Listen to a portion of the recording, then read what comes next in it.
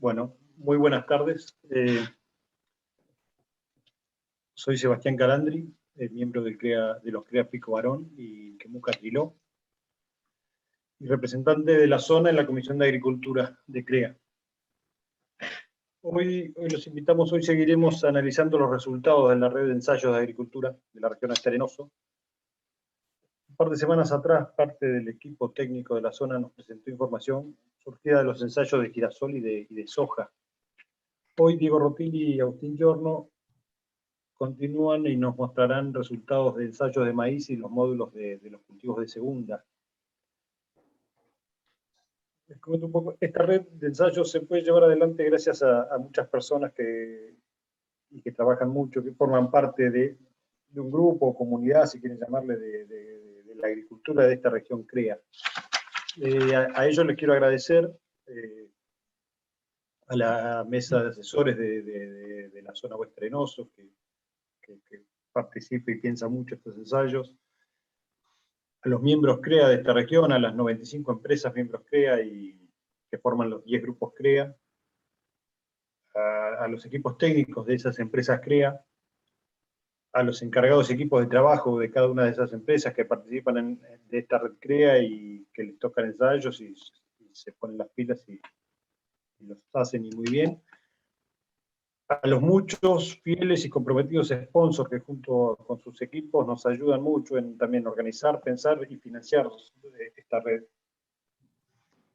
Y al equipo de coordinación agrícola de la zona de Oeste Arenoso, a Agustín Giorno, a Diego Rotilli, a Juan Olmos, a Matías Cacau.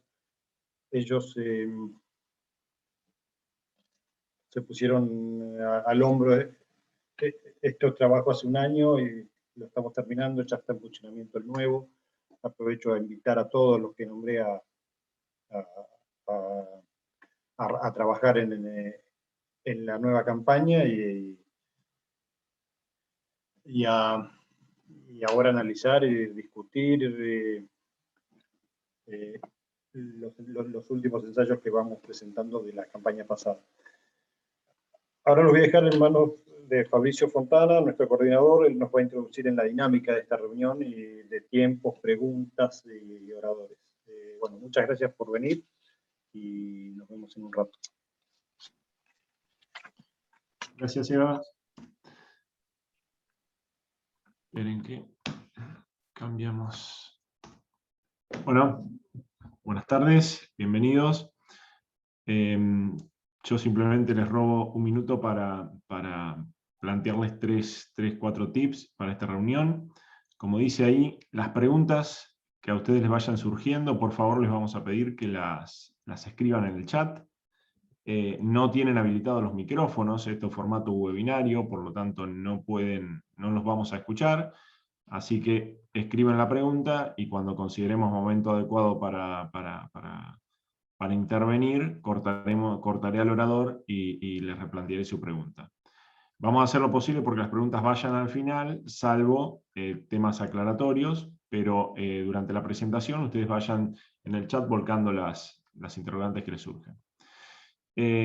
Por otro lado, esta presentación queda grabada y la semana que viene estará subida en el canal de YouTube de la zona, y aprovechamos a recordarles que la jornada que tuvimos hace un mes atrás sobre girasol y soja ya está disponible para verlo. Y al finalizar la jornada, aguanten un minutito, no se desconecten enseguida, en el chat va a haber un link en el cual es una encuesta sobre la jornada, en la cual sus aportes nos ayudan a seguir mejorando. Les voy a dar paso a los 2 principales temas de la tarde. Primero, lo que es maíz temprano y tardío, y el segundo bloque en cultivos de segunda. Yo simplemente le doy paso a Agustín Giorno, parte del equipo coordinador del Grupo Agrícola Zonal. Agustín, ahí les comparto y te dejo vos.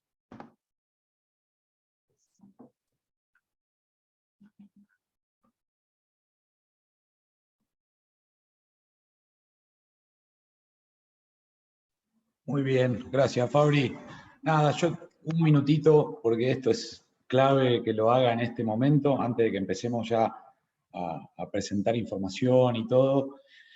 como responsable de coordinación de agricultura de la región, como decía Seba hace un ratito, hace un año empezamos a trabajar, y yo les voy a hacer una descripción instantánea del proceso que se viene haciendo para desarrollar todas estas líneas de trabajo que ahora vamos a empezar a presentar resultados en lo que respecta a maíz y cultivo de segunda. Nosotros tenemos un plan de trabajo en agricultura en la región, y ese plan de trabajo tiene un recorrido que empieza por el intercambio del Grupo de Acción Agrícola, que es una mesa de empresarios y técnicos de la región, miembros CREA, que por su vocación y por su interés vuelcan sus experiencias, sus opiniones, sus inquietudes al Grupo de Acción Agrícola. De ahí levantamos un poco la demanda, empezamos a discutirla también con la mesa de asesores CREA de la región oeste arenoso, que son 10 grupos con sus respectivos asesores, que le ponen también un manto técnico a todas esas inquietudes para que nosotros podamos empezar a redactar nuestro plan de trabajo. Convocamos a muchas empresas que colaboraron y que sponsorearon y ayudaron a financiar este plan de trabajo, que ahora se las voy a comentar. Lo discutimos en la mesa de presidentes de la región CREA, y ahí, dentro de lo que es el equipo zonal, terminamos de darle forma al enunciado del plan de trabajo, y para llegar adelante ese enunciado y ponerlo a funcionar en el campo, básicamente quienes nos soportan y nos dan tiempo, espacio, personas, recursos, son las empresas CREA de la región oeste arenoso, o sea, los miembros CREA en sus campos, con su maquinaria y su personal a disposición. Este es el ciclo que nosotros llevamos adelante para poner en marcha este plan de trabajo agrícola. ¿Quiénes somos? Bueno, quien les habla, Agustín y Diego, nos ocupamos de la coordinación, del diseño, análisis y difusión de la información, por eso somos nosotros quienes vamos a hablar hoy, pero los que son responsables de ejecución a campo, además de las empresas CREA que ponen a disposición sus recursos, son Juan Olmos y Matías Cacabo, que están en el auditorio por lo que vi, así que son tan responsables ellos como nosotros de todo lo que vamos a mostrar hoy y lo que ya mostramos hace un par de semanas atrás en Girasol y Soja. Las empresas que participaron de este plan de trabajo con sus materiales, con sus productos y también ayudándonos a financiar son NK Semillas, RAGT, Limagrain, Nidera, Illinois, Bayer, con sus divisiones de Cal, Basgrow y La Tijereta, Don Mario Semillas, Brevant, Pioneer, ACA Semillas, Nucid, Advanta, Bioceres y VAS. Así que un especial agradecimiento a ellos por darnos un soporte clave para poder llevar adelante este trabajo. También nos facilitaron insumos para poder llevarlo adelante la gente de Spraytec, de Nutrien, Fertilab con sus servicios, la Artirigoyen con sus espacios y su capacidad logística, y Los Corrales, que nos ayudó con algunos análisis de calidad en lo que es girasol. Y finalmente a un grupo de amigos, profesionales e investigadores que a la hora de redactar y darle un poco más de forma a las preguntas, siempre nos dan una mano. Bueno, a Beto Michelou, muchísimas gracias, es el coordinador anterior de agricultura de la región y la verdad que nos ayudó a arrancar, siempre con buena onda como es Beto, todos lo conocemos y vaya un abrazo para él. Pero también Gustavo Madoni, Mónica López Pereira, Matías Hermácora de la región norte de Buenos Aires, Daniel Miralles de Cerealicultura de la Universidad de Buenos Aires, Jorgelina Montoya de INTA, Nico Ahumada del GEASO, Santiago Álvarez Prado, también de la Universidad de Rosario actualmente, y Guille García de la región centro. Ellos nos tiraron ideas, nos ayudaron a guiar un poco las preguntas, y eso te termina definiendo en gran medida el enfoque que le damos a este plan de trabajo. También un abrazo y un agradecimiento grande para ellos. Dicho esto, ya podemos ir arrancando con la presentación. Va a empezar Diego, mostrando información de maíz temprano tardío en la región, y yo después vuelvo dentro de un ratito a hablar de cultivo de segunda. Diego, dejo de compartir, así que todo tuyo. Muy bien. Ahí comparto.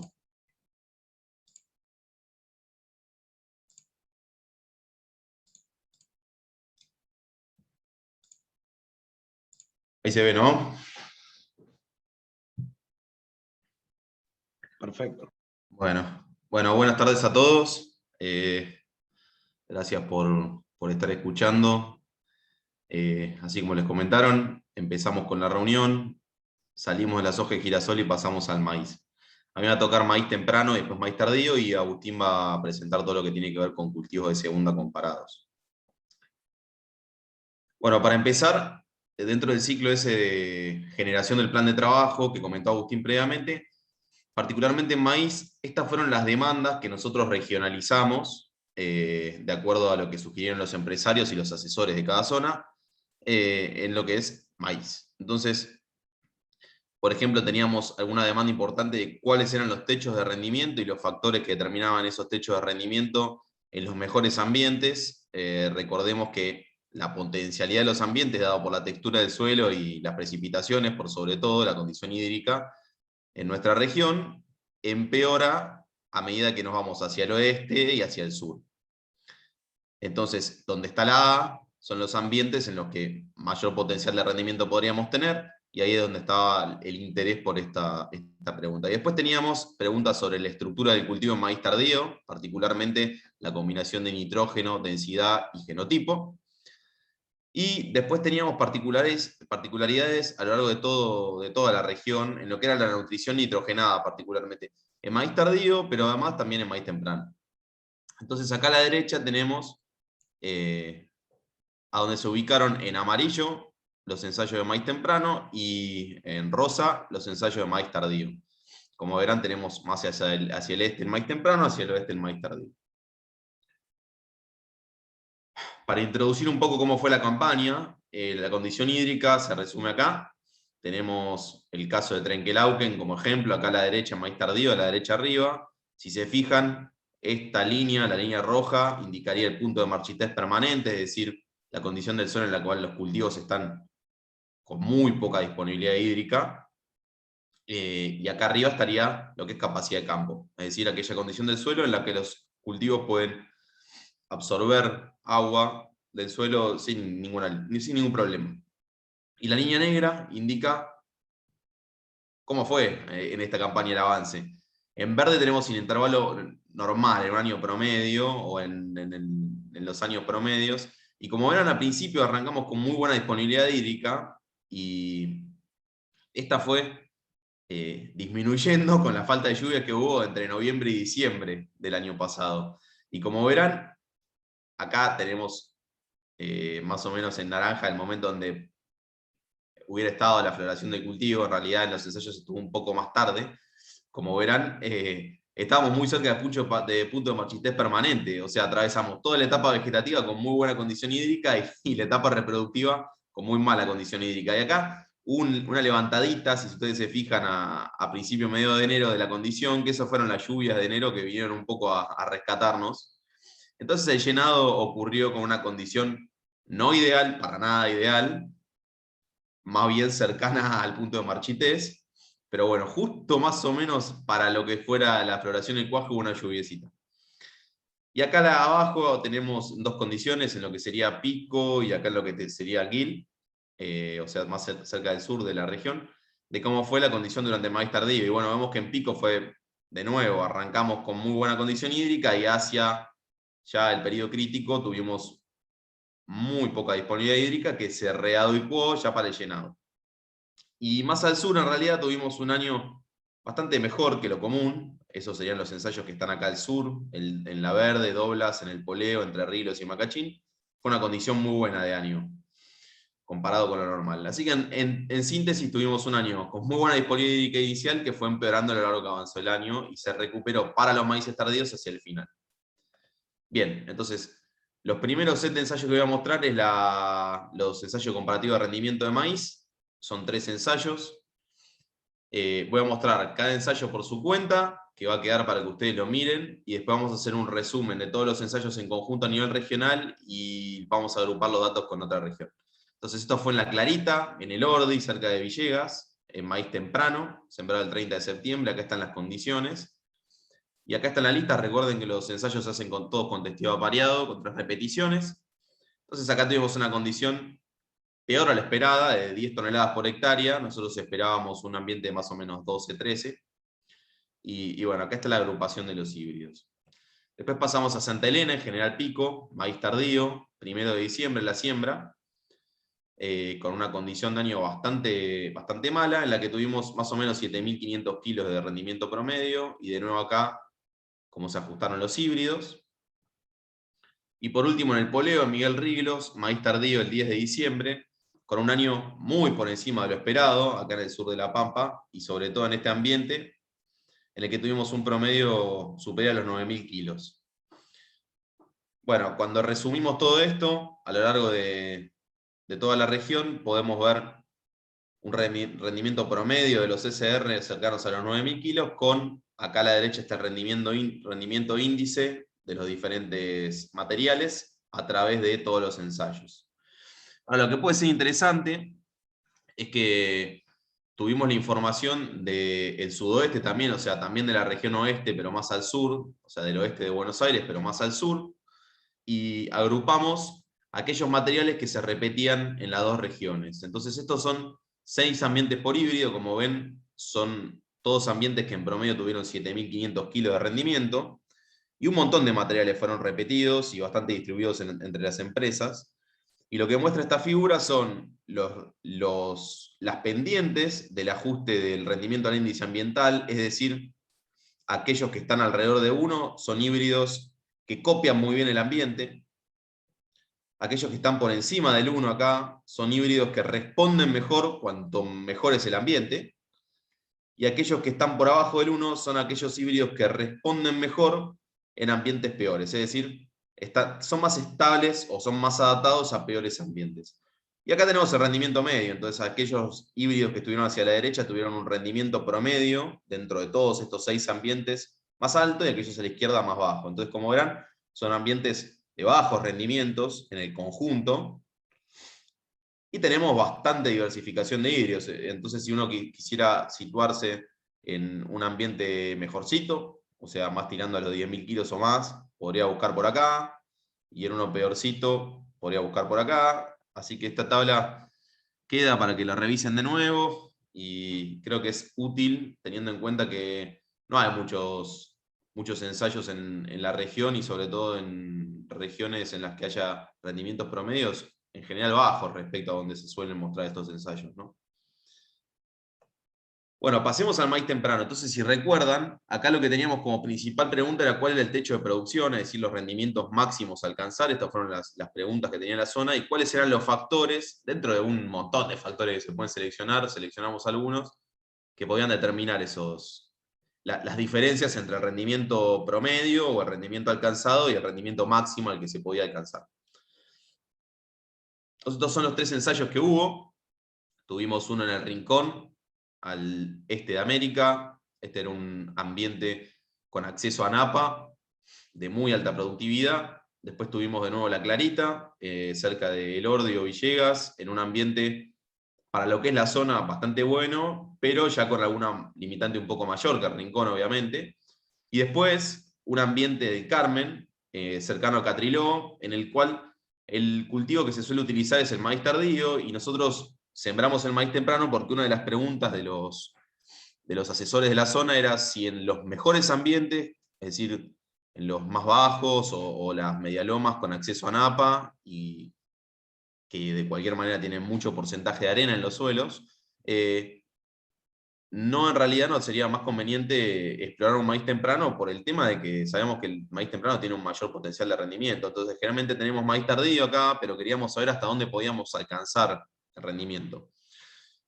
Y lo que hicimos fueron diferentes tratamientos, como verán acá, están en las tablitas, y los tratamientos tenían diferentes factores que variábamos y que se iban apilando. Entonces, en todos los casos usábamos la densidad del lote. Vamos a tener un ejemplo acá en el Rincón. Eran 80.000 semillas por hectárea, con la fertilización fosforada del lote, 120 kilos de MAP por hectárea, con el nitrógeno objetivo del lote, que son 180 kilos de nitrógeno de suelo más fertilizante, Y después, en este caso, teníamos un tratamiento que no tenía fertilización azufrado de calcio, acá es el azufértil de Nutrien que usamos, acá no teníamos. Micronutrientes de zinc más boro, es decir, sin micronutrientes, y lo que teníamos como modelo acá, lo que vamos a comparar son modelos de fertilización. Entonces el modelo en este caso, al que era acá, al que era este, le llamamos modelo de alta fertilización, es decir, es un modelo que es comúnmente usado en los lotes de altos rendimientos de la zona. Y lo comparábamos contra un modelo completo, es decir, lo que consideramos fertilización completa, en los que teníamos el doble de fertilización fosforada, mucho más nitrógeno, la incorporación de azufre y calcio, y en este caso no teníamos micronutrientes, entonces sería completa sin micro. Y por otro lado teníamos un tercer tratamiento en el que subíamos la densidad a la densidad recomendada por los semilleros para estos tipos de ambientes. En este caso 95.000 semillas. Y en los otros ambientes algo muy parecido, lo único que les agregábamos la oferta de micronutrientes, es decir, de zinc más boro. Micronutrientes que estaban aplicados bastante tarde en el ciclo de cultivo, o sea, en los estadios vegetativos bien avanzados. Y además, acá también teníamos la aplicación de fungicidas, que lo vamos a separar con un análisis aparte, también en los estadios vegetativos tardíos. Bueno, ¿qué pasó en el Rincón? Esto fue el 6 de octubre sembrado, recuerden que es un ambiente muy alto potencial con acceso a napa. Y fíjense, tenemos 4 materiales, 7761 de Nidera, Brevant 8380, Tecal 7270 y Pioneer 2167. Son los materiales que los semilleros recomendaron para los ambientes de alta productividad. Acá siempre vamos a tener, para cada material, a la izquierda la fertilización alta y la de la derecha la fertilización que era completa, es decir, agregando más fósforo y nitrógeno. Y en naranja siempre está la densidad del lote y en azul la densidad más alta. Entonces, a nivel general, lo que podemos ver es que cuando pasamos de densidad del lote a densidad más alta, la respuesta es errática. No está tan claro que aumentar la densidad nos aumentó los rendimientos. De hecho, el promedio no fue estadísticamente significativo. Sí, en algunos casos, cuando teníamos la fertilización del lote, es decir, la fertilización alta, cuando no teníamos tanta fertilización fosforada y nitrogenada, generaba algún plus. Pero fíjense que cuando nos vamos a la fertilización completa, es decir, cuando agregábamos nitrógeno y fósforo, es decir, cuando pasamos de acá a acá, o cuando pasamos de estas barritas a estas, ya la respuesta a la densidad desaparece. Es decir, una densidad como la del lote parecería mejorar el rendimiento. Y lo que sí vemos es que en la mayoría de los materiales, vamos a usar cuando pasamos de una densidad, de una fertilización alta a la completa, es decir, cuando le proveemos más insumos a los cultivos, mejora el rendimiento promedio, salvo con el híbrido Brevant 8380, en el que no cambia mucho el rendimiento. Entonces, si se fijan, esos fueron los rendimientos. ¿Y cuáles son los rendimientos? Y bueno, con la fertilización de promedio del lote, el rendimiento promedio había sido más o menos de 12.500 kilos, fíjense, en estos niveles. Mientras que cuando les generamos una fertilización completa, llegamos a las 14 toneladas por hectárea, en promedio. Y acá tenemos el resumen de cuál es el mejor manejo de densidad por fertilización para cada uno de los híbridos. Y entonces, este es otro tema. Si se fijan, la mayoría de los híbridos, con la densidad del lote, es decir, 80.000 semillas por hectárea, tenía un rendimiento bastante bueno. O sea, alcanzó su máximo rendimiento, mientras que el 7661 requirió algunas semillas más. Y en la mayoría la fertilización completa, perdón, esto es completa, fue mejor. Entonces alcanzamos más o menos el mismo rendimiento por híbrido, pero con diferentes estrategias de manejo. Cuando pasamos a la clarita, ya, si recuerdan, era un ambiente que habíamos visto que era de 10 toneladas en los CCR. Cuando vamos a la fertilización alta, o sea, las del lote, no son fertilizaciones bajas, por eso le pusimos alta, pero la del lote, vemos que más o menos tenemos 10 toneladas por hectárea, parecido a lo que teníamos en el ensayo comparativo de rendimiento. Ahora, cuando pasamos a la fertilización completa, es decir, cuando pasamos de 180 menos X a 245 menos X, cuando pasamos de 80 kilos de MAP a 160 kilos de MAP, y cuando pasamos a agregar azufre, y calcio, vemos que llegamos cerca de las 12 toneladas, es decir, ganamos más o menos 2 toneladas por hectárea con generar una fertilización completa. Acá no tenemos una variable de dosis de nitrógeno, dosis de fósforo, etc. Simplemente tenemos un paquete de fertilización alto, pero normal para la zona, comparado con una fertilización más completa. Y si se fijan, las barras naranjas contra las barras azules, tampoco hay mucha diferencia. Es decir, aumentar la densidad, en algunos casos aumentó el rendimiento, en algunos casos bajó, pero por lo general los promedios no cambiaron. Y por otro lado, si tenemos la fertilización en la que le agregamos micronutrientes, tendríamos que estar comparando la tercera barrita, es decir, esta que está encirculada acá grande, con la barrita del medio, en la que le agregamos micronutrientes. Y si se fijan, no hay mucho efecto claro por agregarle micronutrientes, entonces todo parecería ser que el efecto lo generó el aumento de una dosis balanceada entre fósforo, nitrógeno, azufre y calcio, y fue bastante importante. Entonces, para cada híbrido, estos son los manejos ideales, es decir, este es el dato del promedio del tratamiento, aunque la estadística no los haya marcado como significativo, del promedio de tratamiento que generó el mayor rendimiento promedio. Y si se fijan, pasamos de 10 a 12 toneladas, en algunos casos cercanos a 13, y sobre todo necesitamos una fertilización completa. La densidad, bueno, no fue tan consistente. Pasamos al Carmen, este era ya un ambiente en el que nosotros nos estábamos testeando a ver hasta qué rendimiento fuimos. Esto fuimos con asesores, cuando lo fuimos a ver estaba completamente estresado el cultivo, como recuerdan cuando vimos el avance del balance hídrico a lo largo del ciclo de cultivo, era un ambiente recontra estresado, habíamos dicho que podría llegar a tener 7 toneladas por hectárea, y bueno, justo llovió y tuvo en promedio más o menos 7 toneladas por hectárea, con mucha variabilidad entre tratamientos. Y bueno, ¿qué sucedió? Acá, en la primera barrita, tenemos la fertilización normal de la zona, es decir, la que consideramos una fertilización alta, o sea que consideramos que no nos está faltando nada. Ahora, cuando pasamos una fertilización completa, que son las barras que le siguen, fíjense que de nuevo, en todos los híbridos, aumentó el rendimiento. ¿Y cuánto aumentó? Y bueno, pasamos de 8 toneladas a 9, o de 6 toneladas a 7, o de en promedio más o menos, bueno, depende de la densidad, 7 a 8 y pico, de 7 a 8 y pico, es decir, ganamos bastante rendimiento cuando pasamos una fertilización más completa. Y de nuevo, los micronutrientes sería la diferencia entre las 3 barras de acá. No nos aportó una tendencia clara, aportarle micronutrientes. Fíjense que todas las barras tienen mucha variabilidad. Entonces, parecería ser que pasado una fertilización alta, en la que pensamos que no faltaría mucho nitrógeno, fíjense, 160 menos X y 80 kilos de MAP, a pasar a una fertilización completa con 160 kilos de MAP, 240 de nitrógeno de suelo fertilizante y 65 kilos de azufértil, nos provocó aumentos significativos en el rendimiento, incluso en este ambiente en el que nosotros habíamos visitado el ensayo y está extremadamente estresado el cultivo. Entonces, acá de nuevo para cada híbrido tenemos el mejor manejo. En general podemos ver que para el AX7761 la densidad más alta siempre fue requerida, mientras que por ejemplo para el Pioneer 2167 la densidad más alta no fue requerida, ya con menos densidad se las arregló. Pero fíjense que los promedios, a pesar de que hay cierta variabilidad, parecería ser que no son tan importantes como los que vimos antes para lo que es el efecto de fertilizar de manera completa.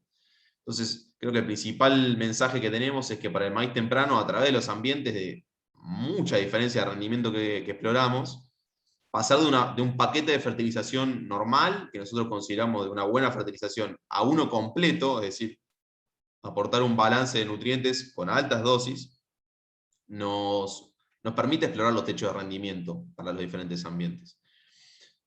Otro mensaje que parecería ser que por lo menos en condiciones experimentales no hemos podido llegar a atravesar las 14 toneladas, sí llegamos a 14,5, 14, pero más que eso no pudimos explorar, que sería más o menos la pregunta que teníamos de entrada para los ambientes del este de nuestra región. A medida que nos fuimos hacia el oeste, se nos complicó alcanzar rindes más altos. incluso con el maíz temprano.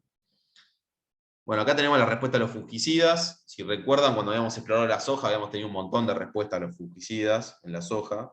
Acá usamos Krypton de Bayer y lo aplicamos en etapas vegetativas tardías del ciclo. O sea, llegando a la floración, pero bueno, todavía en etapas vegetativas. Acá les muestro, esto es cada parcela sin el tratamiento, con un manejo particular, contrastada con la parcela al lado que tenía en la misma repetición, lo único que se agregaba era aplicar la aplicación de fungicida, creo que eran 600 centímetros cúbicos de Krypton. Y bueno, los que están barritas arriba son la probabilidad, son las respuestas positivas, y para abajo las respuestas negativas, y como verán, la probabilidad de respuesta fue del 48%, con 28 kilos por hectárea promedio de respuesta. Es decir, no vimos una respuesta clara de fungicida. Y esto fue en la clarita, mientras que cuando pasamos al otro ensayo en el que probamos, en el Carmen, pasa algo muy parecido. 53% de probabilidad de respuesta y 270 kilos por hectárea. Entonces, a pesar de que acá la respuesta promedio fue un poco más alta, parecería ser que en maíz, el efecto del fungicida, por lo menos en el maíz temprano, es mucho menos importante que lo que habíamos observado para la soja.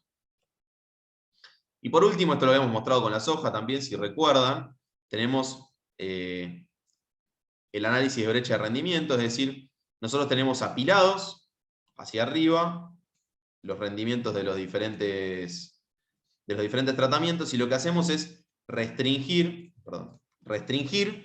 la elección, generar una elección de manejo cada vez con menos restricciones. Entonces, acá están detallados, cuando vamos a la barra verde sería la densidad del lote, con la fertilización del lote, y en el promedio de los híbridos del ensayo. O sea, el manejo que hubiese explorado el lote, cuando agregamos menos restricciones, es decir, en este caso le permitimos tener una densidad más alta, o generarle más fertilización con el azul, agregarle micronutrientes con el rojo, elegir el mejor híbrido, o sea, el rendimiento promedio con el mejor híbrido en el azul, o agregarle con el celeste fungicidas, vemos qué factor fue más importante, es decir, qué barrita fue más importante para llegar al rendimiento máximo explorado, que nosotros pensaríamos que es el rendimiento alcanzable, por lo menos en ese lote. Entonces, como ven en el rincón, para empezar, como vemos, siempre la barra azul, la verde sería la del lote. La barra azul siempre fue la más importante. ¿Y eso qué es? Y bueno, es pasar de la fertilización alta a la fertilización completa, lo que vimos antes. Y nos dio como más o menos entre 1 y 2 toneladas por cada uno de los ensayos. Ahora, los otros factores, fíjense que no parecieron tan interesantes, ni tan importantes. Agregarle micronutrientes, y bueno, 500 kilos nos permitió, o más o menos. Y elegir el mejor híbrido, que es la barrita naranja, nos permitió explorar otros 500 kilos. Entonces, parecería ser que la mejor decisión es fertilizar muy bien a los cultivos, y eso nos permitiría ganar significativamente más rendimiento en cualquiera de los ambientes que exploramos. Y ahí llegar a los 14,5 en el rincón, a los 13 y pico en la clarita, y casi a las 9,5 en el Carmen. Es decir, eso sería en el promedio de las repeticiones del mejor tratamiento posible. Así que creo que el mensaje es muy claro. Hay que tratar de animarse a fertilizar mejor los lotes. Recuerden que generalmente los óptimos económicos del fertilizante no están igual que los óptimos agronómicos, pero son guiados por el óptimo agronómico. O sea, la respuesta al fertilizante sigue la respuesta de rendimiento bastante.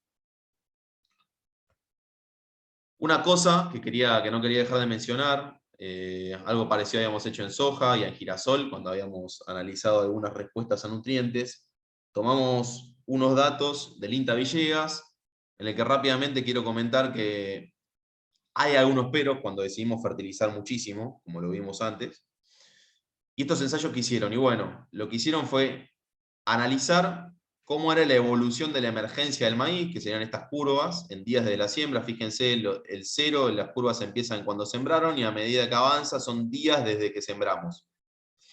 Y cuanto más rápido salga todo, significa que todo el cultivo emergió más rápido y emergió más parejo, y entonces cuanto más planito tenemos y cuanto más achatada es la curva, más le costó al cultivo emerger.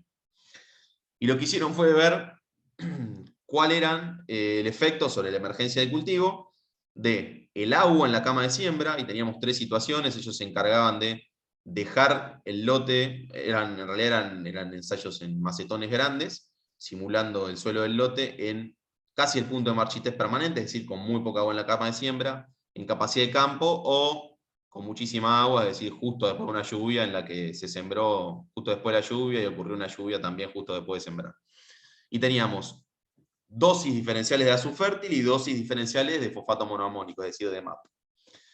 ¿Y qué pasó? Bueno, en general, lo que vieron ellos es que cuanto mejor era la humedad en la cama de siembra, fíjense, cuando vamos para allá, pasamos de tener curvas más achatadas, es decir, el cultivo salía más desparejo, a tener curvas más empinadas, fíjense, es decir, el cultivo salía más parejo. Y mientras que acá, para los 12 días, solo uno de los tratamientos había emergido, acá teníamos para los 8 días de la siembra casi todos los tratamientos emergidos por completo. Entonces, es muy importante sembrar cuando tengamos agua disponible en la cama de siembra, incluso si tenemos que esperar a la lluvia. Pero no solo eso.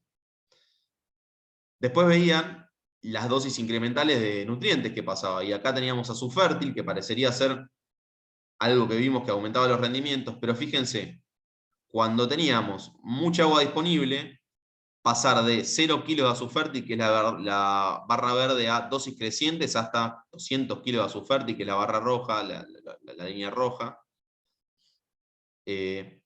generaba cierto atraso en la siembra, o sea, fertilizar con más dosis de azufre nos generaba cierto atraso en la siembra, pero no era tan importante. Ahora, cuando nos íbamos a menor agua en la cama de siembra, es decir, pasamos al panel del medio o al de la izquierda, fíjense que cuando pasamos de lo verde hacia lo amarillo, que serían 120 kilos de azufértil, hacia lo rojo, que son 200 kilos de azufértil, y todo ese rango que hay en el medio, fíjense cómo tarda mucho más el cultivo en emerger, o sea, se achata la curva, e incluso no todas las plantas del stand terminan de aparecer. O sea, cuanto menos agua tenemos, menos nos conviene fertilizarlo con muchísimos nutrientes.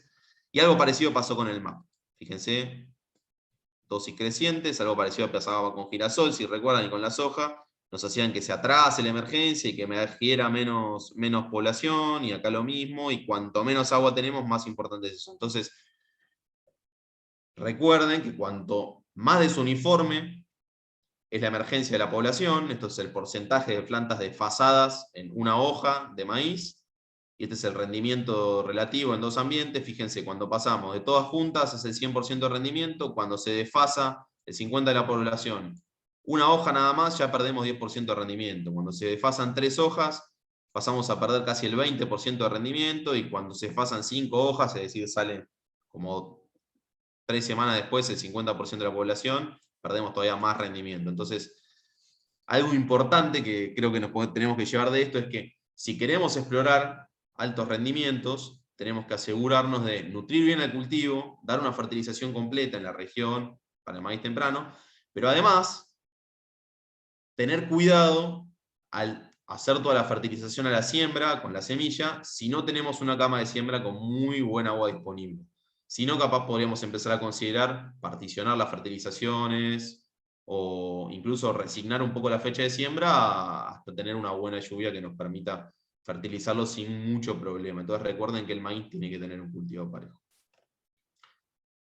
Y por último, algunos datos de la fertilización nitrogenada. Estos son datos de la región centro, en los que hicieron un montón de ensayos de nitrógeno por densidad. Solo quería mostrarles que nosotros generalmente hay un cálculo que está difundido de cuál es la densidad óptima a fertilizar según el rendimiento objetivo, y hay un cálculo que se hace, que es el rendimiento objetivo por planta, y con eso dividimos el rendimiento objetivo por el rendimiento objetivo por planta, y obtenemos las plantas, y después lo multiplicamos por unos gramos de nitrógeno por planta, y finalmente con eso decidimos cuánta fertilización tenemos que darle al cultivo y qué densidad sembrar. Y me parece que está bueno para tener como guía de un promedio, pero recuerden que los híbridos responden distinto a la densidad del nitrógeno. Entonces estos son ejemplos en los que ellos cruzaron un montón de híbridos con un montón de dosis de fertilizante y tenían ambientes que iban desde los 63 quintales por hectárea hasta los 130 quintales por hectárea. Y estas son las densidades óptimas de los ensayos que exploraron para cada ambiente. Entonces, fíjense que con 60 quintales por hectárea tenían entre 2 y 7 plantas por metro cuadrado, variando con el genotipo y el ambiente. y cuando pasaban a una densidad óptima, a un ambiente de 13 toneladas, o sea, de 130 quintales, tenían entre 6 y 11 plantas por metro cuadrado.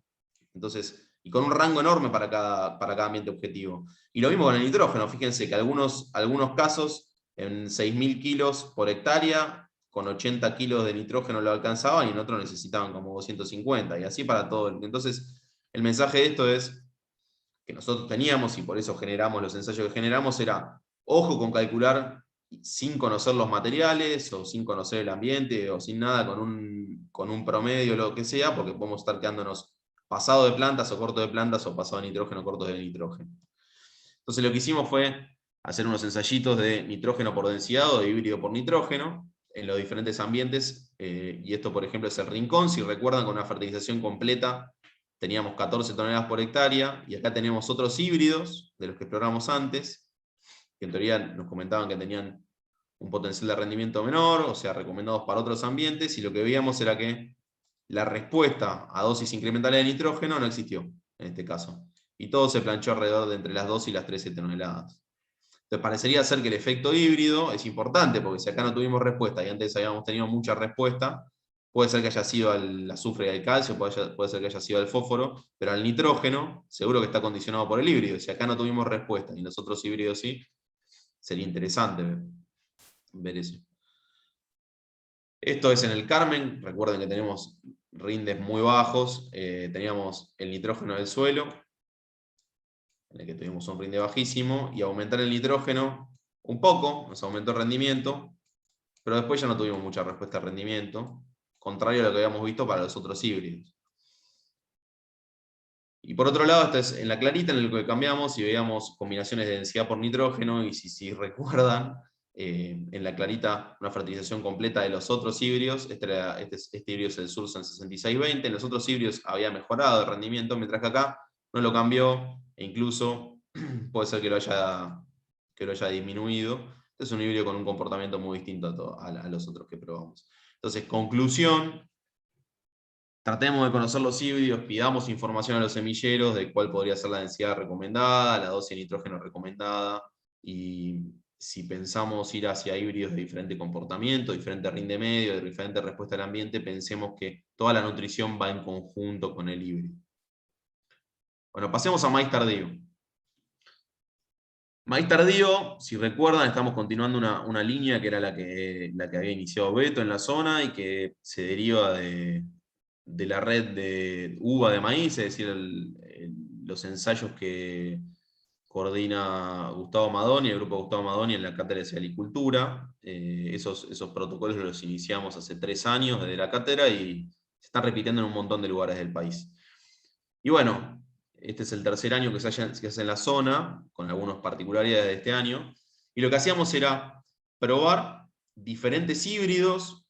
En este caso teníamos el NEX 22.6, el 69.10, el 77.84 y el 27.38, que son los híbridos que se repiten en todo el país, y le agregamos estos dos en algunos casos, que están clasificados según el mecanismo de plasticidad que tienen. Es decir, cómo hacen para, en caso de una alta disponibilidad de recursos inesperada, o sea, situémonos en zonas como la nuestra, sobre todo al oeste de nuestra zona, en la que tenemos mucha variabilidad entre los años, mucha variabilidad del suelo, mucha variabilidad topográfica, y en la que elegimos un manejo promedio para el año promedio, pero si el año viene más llovedor, o tenemos un montón más de mineralización de nitrógeno en el suelo, o pensamos que era un mal ambiente pero terminó siendo un buen ambiente, pensamos que nos quedamos cortos de plantas, nos quedamos cortos en el manejo, y queremos saber cómo hacemos para, si el híbrido puede compensar ese quedarse corto de alguna manera, es decir, un mecanismo de plasticidad. Y teníamos que era caracterizado como flex, es decir, una espiga apical con más granos y un alto peso de grano. El 69.10, que lo caracterizamos como prolífico, es decir, espigas subapicales, bajo peso de grano. 77.84, que es un macollador poco prolífico con alto peso de grano. Y el 27.38, que combina un poco ser medianamente macollador, ser prolífico y tener un bajo peso de grano. Y estos dos los habíamos clasificado al Syngenta 979 como de plasticidad vegetativa, es decir, con mucho incremento del área foliar, o sea, plantas más grandes, más plantones, no macollador. Y el Pioneer 2167 como flex también, con un peso de grano un poco más bajo, potencial que 22.6 y poco más collado. Entonces esto en general es lo que nosotros habíamos clasificado a los híbridos y queríamos ver cómo se manejaban con diferentes nutrientes, diferentes densidades. Bien, lo primero es un ensayo que estaba en Doblas, en La Verde, en el primer año que se hizo maíz en este campo, en el que se usó una densidad de 40.000 semillas por hectárea, es decir, el manejo que había en el lote, antecesor sorgo, y había diferentes dosis de fósforo. Había 14 ppm, con una historia agrícola muy corta en el lote, y teníamos estos 4 híbridos, macollador, prolífico, macollador prolífico y flex, según lo que caracterizamos, pero bueno, vamos a tenerlo con los nombres. Y teníamos 3 dosis de MAP. Y como verán, el rendimiento aumentó para 3 de los 4 híbridos cuando pasábamos de 0 a 40 kilos de MAP. Pero cuando pasábamos 80, disminuyó el rendimiento. Y bueno, vimos antes cuál podría ser el problema de en un lugar con baja agua, para el establecimiento de cultivos, fertilizar con mucho fósforo. Pero bueno, en general parecería ser que una fertilización base a la mayoría de los híbridos les gustó. Y cuando pasamos al último set de ensayos, que era el de mayor interés para todos los asesores y empresarios, que es aquel en el que cruzábamos los híbridos con diferentes densidades y con diferentes dosis de nitrógeno. Esta es la primera vez que cruzábamos dosis de nitrógeno en la zona, y la primera vez que usábamos más de 2 densidades. Los ensayos anteriores tenían una fertilización fija del lote y 2 densidades nada más. Bueno, esto fue en La Verde, en Doblas, de nuevo, o sea, es maíz tardío, teníamos 60 kilos de MAP por hectárea, por lo que vimos antes esto no debería limitar. Este ensayo fuimos con el grupo Treucop, y estuvo muy buena la visita, y estos son los comportamientos de los diferentes híbridos a la densidad y al nitrógeno. Entonces siempre vamos a tener el rendimiento en función del nitrógeno alcanzado, de suelo más fertilizante, y tenemos en azul 25.000 semillas por hectárea, o sea 2,5 plantas por metro cuadrado. En naranja 40.000 semillas por hectárea, 4 plantas por metro cuadrado, y en gris 60.000 semillas por hectárea, 6 plantas por metro cuadrado. Y bueno, vamos a hacer el resumen general. En todos los híbridos, pasar de más densidad a menos densidad, como verán, aumentó el rendimiento. O sea, el rendimiento mayor se alcanzó con la baja densidad. 2,5 semillas por metro cuadrado. Y si ven también, la diferencia entre las densidades se acentúa con mayor dosis nitrogenada. ¿Cuál era la hipótesis que teníamos acá? Y teníamos una hipótesis de que en un suelo arenoso capaz irnos a tan baja densidad no iba a ser bueno para el rendimiento, y que pensábamos que no iba a haber mucha respuesta para el nitrógeno. Y no, lo que pasó fue que hubo un montón de respuesta al nitrógeno en todos los híbridos. Fíjense que pasamos de 4.000, 3.500, 3.500 y 2.500, 3.000 kilos por hectárea cuando no fertilizábamos, a llegar a 5.000, 4.500, 6.000, 6.000 kilos por hectárea, o sea, un aumento significativo de rendimiento cuando hacíamos una muy buena fertilización nitrogenada. Siempre y cuando respetáramos el usar una densidad no tan alta. Obviamente cuando íbamos a densidades más altas, y es lo que vimos cuando visitamos el ensayo, las veíamos mucho más estresadas a las plantas. Y recuerden que este fue un año en el que había muy buena disponibilidad hídrica inicial, entonces el crecimiento de las plantas fue muy bueno para la localidad, y después se pinchó un poco la disponibilidad hídrica. Y después cuando comparamos entre híbridos, parecería ser que el que mejor respondió ante la baja densidad, es decir, el que mejor compensó la baja densidad y el aumento de insumos por planta, era el híbrido prolífico. En este caso era el de K6910, los otros todos respondieron al aumento de insumos y la baja densidad, pero el que parece que mejor compensó parecería ser este, o el prolífico macollador. Es decir, tener algún mecanismo de plasticidad en el vástago principal, la prolificidad, fue beneficioso. Y acá de nuevo, como hicimos con todos los otros ensayos, es el mejor manejo por híbrido y los rindes que se alcanzaron. Entonces, fíjense que estos niveles de nitrógeno alcanzados son muy superiores a los que se están manejando en la zona para el maíz. Pasemos a General Pico. En Santa Elena, en General Pico, también maíz tardío, primero del 12, 60 kilos de MAP, con un antecesor centeno, que venía después de un cultivo de verano. De nuevo los mismos colores, pero las mismas densidades, todo igual está. Y si se fijan acá, la diferencia entre la densidad baja y las otras densidades no fue tan clara, y encima cambió entre genotipos. Entonces, parecería ser que para el genotipo flex, necesitamos una densidad no tan baja, o sea, no nos alcanza a compensar del todo, mientras que para los otros genotipos, lo que nos impidió la compensación fue una densidad media, en la que no podíamos ni expresar la prolificidad y en la que no teníamos tantas plantas, mientras que la densidad es baja o muy alta, muy alta para la localidad, nos permitieron explorar mayores rendimientos. Ahora bien, parecería ser que en general si tenemos que elegir una densidad acá sería más cercana a las 60.000. Fíjense que las curvas grises por lo general estuvieron por encima de las otras dos, los mayores rendimientos, y sobre todo también una respuesta muy grande a la disponibilidad de nitrógeno. Tengamos en cuenta el antecesor, no es un manejo raro en la zona pero parecería ser que siempre tenemos respuestas, obviamente con la típica respuesta de rendimientos decrecientes, pero si queremos explorar altos rendimientos, o sea, pasar de 6.000 kilos a más de 8.000, necesitaríamos tener más de 200 menos X de nitrógeno disponible.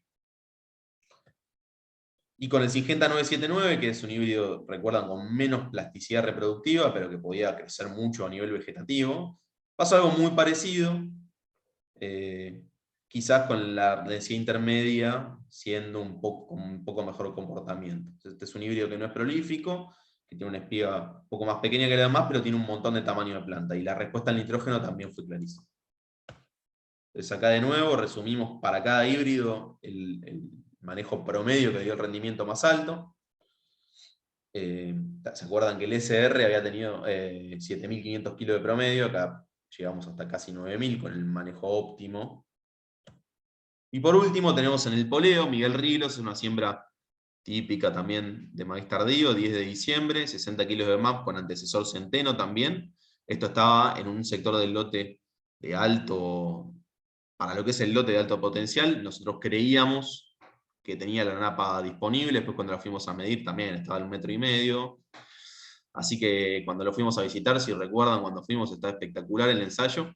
Fue un muy buen año para el campo, lo que es maíz tardío.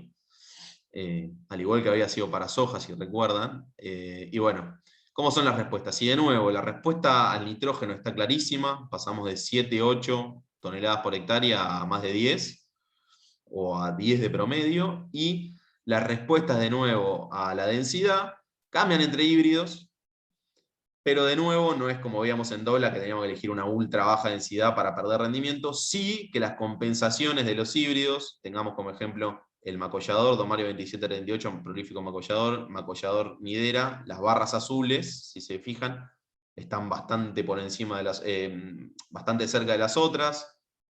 En cambio en los otros parecería ser que no estamos alcanzando tanto, sobre todo a dosis altas de nitrógeno. Necesitamos para el flex de nuevo una densidad más bien teniendo las 6 plantas por metro cuadrado, 60.000 semillas por hectárea, y para el DK6910 también.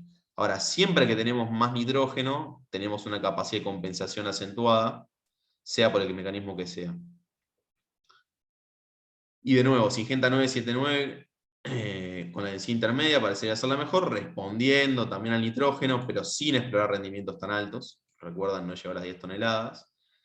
Y el Pioneer 2167 con la necesidad de tener la densidad alta sí o sí, a través de toda la dosis de nitrógeno, y respondiendo mucho al nitrógeno. Este es el típica respuesta de un híbrido más fijo, más rígido, flex, pero bueno, no tan flex, y con no tanto tamaño por planta. Necesitamos más plantas y nutrirlo bien de nitrógeno. Entonces, de nuevo acá están los manejos que optimizaron el rendimiento para cada uno de los genotipos, es decir, que alcanzaron el promedio más alto. Mensaje general, me parece de nuevo, hay que fertilizar muy bien el cultivo, incluso en un maíz tardío. Recuerden que la pregunta que teníamos detrás era si en un maíz tardío, que pensamos que va a tener más disponibilidad de nitrógeno del suelo, en teoría iba a tener mucha menor respuesta al nitrógeno, pero estamos en la zona usando mucho los cultivos de cobertura, tenemos antecesores gramíneas, y todo eso implica que el nitrógeno del suelo queda retenido y que necesitamos fertilizar muy bien a los cultivos. Y fíjense que alcanzamos rendimientos muy altos, pero solo cuando lo fertilizamos bien, y después, bueno, elegir bien la densidad tiene que ver con la capacidad de compensación que tengan los híbridos, y eso fue repetido en todos los ensayos. Obviamente faltan años, o por lo menos un año más de experimentación para agrupar todos los experimentos y tener un mensaje final que podamos sacar de todo esto. Después en Asesores lo vamos a ver con mucho más detalle.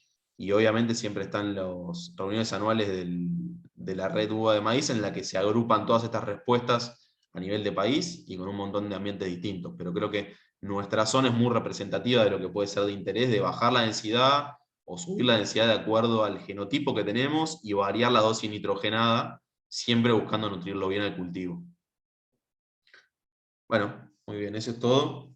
Pasemos a lo que es cultivos de segunda.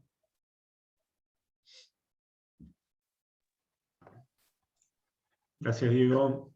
Con respecto a las preguntas, se fueron respondiendo las preguntas por el chat.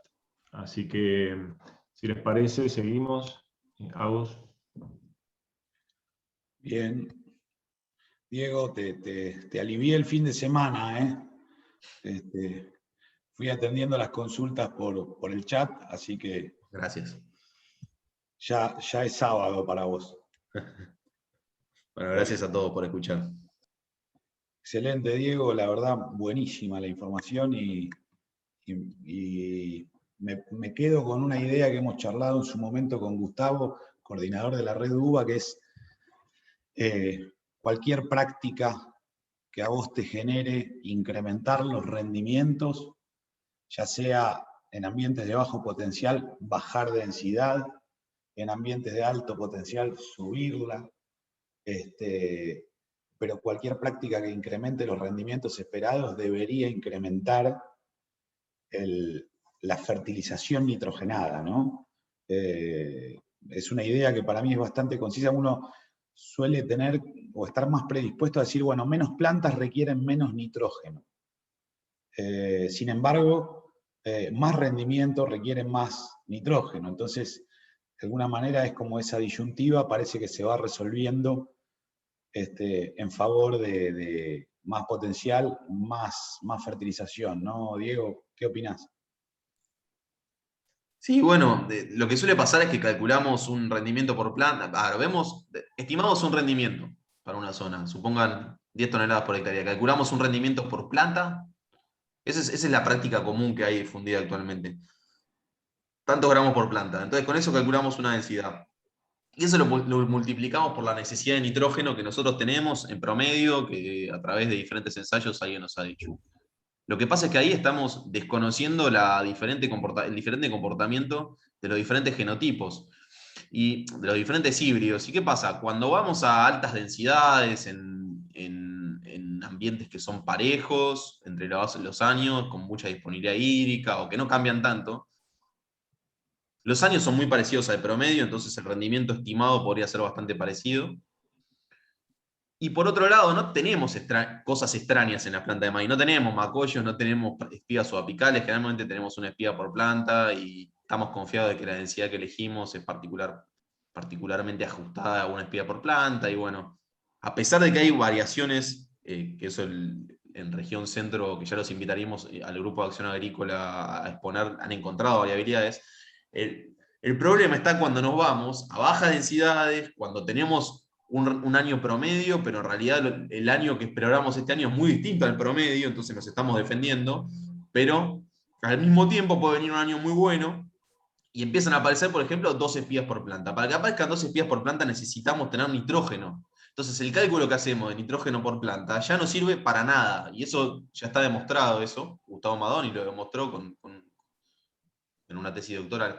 Necesitamos nitrógeno, y cuando necesitamos nitrógeno se nos van los cálculos. Entonces, estas respuestas tienen que ver con eso. Cuando bajamos densidad, generalmente la bajamos en los ambientes malos, y los ambientes malos en un año promedio no terminan siendo tan malos como pensábamos, pero bajamos densidad para protegernos del año desastroso. Entonces, buscamos algún mecanismo de compensación, para eso están estos híbridos que buscamos con diferente compensación, y sea cual fuere, van a necesitar más nitrógeno para poder tener más rendimiento por planta. Y eso explica la respuesta al nitrógeno que observamos.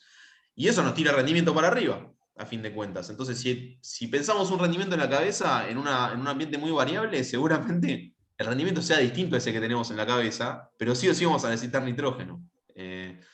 Y yo qué sé, parecería ser que nos asegura, fíjense todas las curvas, aumentar nitrógeno, no importa la densidad que elegimos, nos aumentó el rendimiento. En cambio, variar la densidad En algunos casos nos convino bajar la densidad, sobre todo en los peores ambientes. En otros casos no varió tanto. Podríamos elegir una densidad intermedia, una densidad más baja, una densidad más alta. No sería tan conducente. Pero igual, aumentar el nitrógeno, igual nos aumentó el rendimiento. Así que me parece un claro mensaje de que necesitamos nutrir muy bien a los cultivos. Bien, buenísimo. Diego, otra así idea bueno, yo trabajo también en región sudoeste y que tiene menores potenciales de los que estábamos viendo en los ensayos. Y respecto del año promedio o el rinde esperado, cuanto más limitante es el ambiente, en general es más variable de año en año. Entonces, el año promedio o el rinde promedio es una anécdota matemática. Digamos, es algo que casi que prácticamente nunca ocurre. Entonces, esto de articular los mecanismos de compensación con una dosis de nitrógeno adecuada, es lo que me cubre de eso que ya sé que va a pasar. Digamos, Sí. que es o un año muy pobre o un año muy rico, pero nunca el promedio. Y yo te digo, yo me acuerdo ahora hace poco revisitar la serie climática Historia de General Pico. Precipitaciones promedio anuales creo que eran algo así como 950 milímetros. La chance de tener 950 milímetros era 1 en 20. O sea, hay 19 años en los que tenés más o menos. Entonces, el año promedio nos dice algo para comparar General Pico con Balcarce, pero no nos dice nada para comparar un año de General Pico con otro año de General Pico. Entonces, hay que encontrar la manera, y creo que estos ensayos nos dan algún indicio, de cómo estar preparados para la mayoría de las situaciones. Nunca vamos a explorar el potencial, eso lo veíamos con soja también, pero sí vamos a poder acortar al máximo el riesgo y tratar de no perder rendimiento. Son las dos cosas. Entonces, por un lado densidad genotipo, por otro lado nitrógeno, me parece. Bueno. Gracias, Diego. Y para cumplir con la audiencia y terminar como máximo a las 20 horas, arranco con la experimentación de este año en lo que fue cultivo de segunda. Una línea de trabajo que espero que les despierte el mismo entusiasmo que nos genera a nosotros como grupo de trabajo. Y que yo voy a tratar de mostrarle algo de información que se generó en el último año, con algún dato económico por las dudas, como para tratar de entender si esto es relevante a largo plazo o no. ¿Qué vamos a tratar? Yo les voy a comentar algunos objetivos que nosotros nos planteamos desde la lógica de intensificar los sistemas de producción. Los cultivos de segunda representan una chance 100% agrícola de intensificar el uso de la tierra. Les voy a presentar de qué se trataron los experimentos que hicimos. Vamos a hacer una breve referencia respecto al comportamiento de soja de segunda. Para nosotros es el pivot sobre el cual queremos comparar lo que estamos haciendo, como para que todos tengamos una referencia. Ver algo de maíz de segunda, efectos de híbrido, con diferentes ciclos, densidad de siembra y nutrición, mirando bien en particular lo nitrogenado. Después algo de girasol de segunda, también pensando en híbrido, en densidad y en nutrición. Y después voy a hacer un breve, y disculpen por lo breve y lo somero, análisis económico para un caso, que es el de América 2, en la Berta, donde pudimos comparar los tres cultivos a la par, sin ningún impedimento. ¿Qué pensamos acerca más allá de lo que es el título cultivo de segunda, lo que es intensificación? Digamos, nosotros somos testigos, y en zona tenemos muchos referentes que pueden dar cuenta de esto y que están trabajando, de que los sistemas agrícolas han perdido algunos atributos funcionales. Con el correr de los años de la agricultura, algunos atributos como la capacidad de almacenar, capturar, almacenar y proveer algo a los cultivos que tienen los suelos, se fueron degradando por efectos compactación, pérdida de porosidad, etc. Y muchas de esas pérdidas, de esos atributos funcionales, se pueden adjudicar a que los sistemas agrícolas puros tienden a tener una menor productividad en términos ecológicos, ¿no? De productividad primaria, productividad global, kilo de materia seca total por hectárea y por año, más allá de los rendimientos que se exploren, pensemos en la cantidad de biomasa y el periodo de tiempo que dedicamos a producir biomasa en los lotes, es menor en un sistema agrícola puro, que tiene un cultivo por año, que en sistemas integrados con ganadería, en praderas, en pastizales naturales, etc. Y además son menos diversos. La diversidad de cultivos, o la diversidad ya sea de especies adentro de un mismo cultivo, por ejemplo una pastura consociada, o de diferentes especies a lo largo del tiempo, son poco diversos nuestros sistemas. Eso impacta negativamente sobre algunos atributos funcionales. Sabemos, por distintos trabajos que lo demuestran, que agroecosistemas más diversos y más productivos tienden a ser más sostenibles, considerando los 3 ejes de ese título tan importante que es la sostenibilidad. Hay algunas experiencias en otras regiones que nos muestran que sistemas más intensificados, con más presencia de dobles cultivos, que utilizan más la tierra y a lo largo de un periodo de tiempo integran más cultivos, o diferentes cultivos, permiten mejorar mucho estos atributos funcionales que tienen los sistemas en los que trabajamos. Matías Hermácora el año pasado, en una HAT como esta, nos presentó esos resultados, así que si quieren indagar más sobre esta afirmación, podemos revisar la charla, o bien leer las publicaciones de José Andrade, que trabajó con él, y que le dio un tinte académico a este enfoque.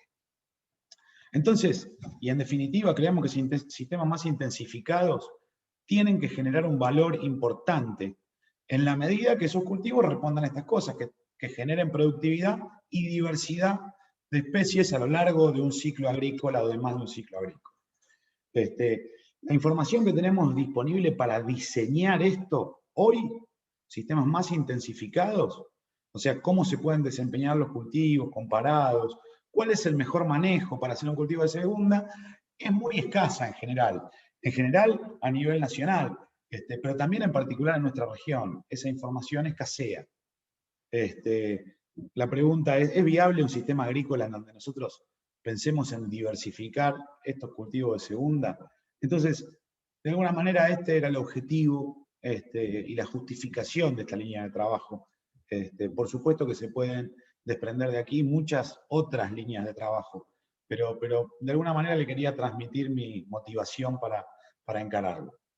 ¿Qué hicimos en la campaña 2021? Discreto, en una actividad que originalmente la teníamos por fuera de plan, así que encaramos 2 localidades.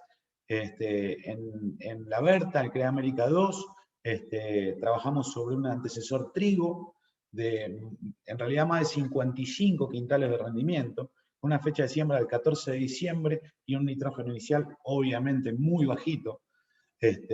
Y metimos soja de segunda, maíz de segunda y girasol de segunda. Después, explorando un poco de latitud, nos fuimos 110 kilómetros más al sur, cerca de Garré, y trabajamos sobre un antecesor vicia de cosecha, con una fecha de siembra mucho más atrasada, 29 de enero, y un nitrógeno inicial igual de bajo. Ahí pudimos trabajar maíz de segunda y poroto mung, en su alternativa de sembrarlo sobre un cultivo de invierno de cosecha. El girasol de segunda lo sembramos, pero lamento comunicarles que cuando está en compañía de maíces de segunda o de poroto, termina siendo el plato favorito de los peludos y la verdad que la variabilidad que obtuvimos en esos resultados me hicieron tacharlo para esta presentación. Así que, de todas maneras, vamos a ver un poquitito los resultados que obtuvimos en estas comparativas de cultivo de segunda. La idea era contrastar algunos manejos de soja de segunda con muy distintas posibilidades de hacer maíz de segunda o girasol de segunda. Muy diferentes posibilidades era trabajar sobre distintos genotipos de maíz y de girasol, en el caso de maíz que sean bien contrastantes en su ciclo, desde maíces precoces o ultra precoces hasta maíces de ciclo completo, relativamente corto.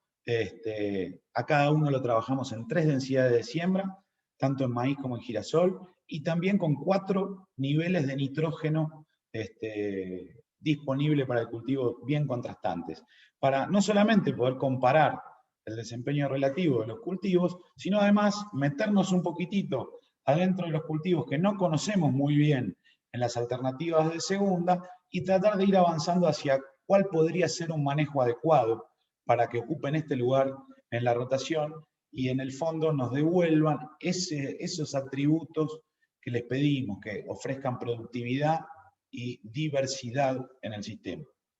Bien, primero les cuento como pivote para entender un poco en el caso con donde lo pudimos comparar con soja de segunda, la Berta, zona Trebolares, Crea América 2.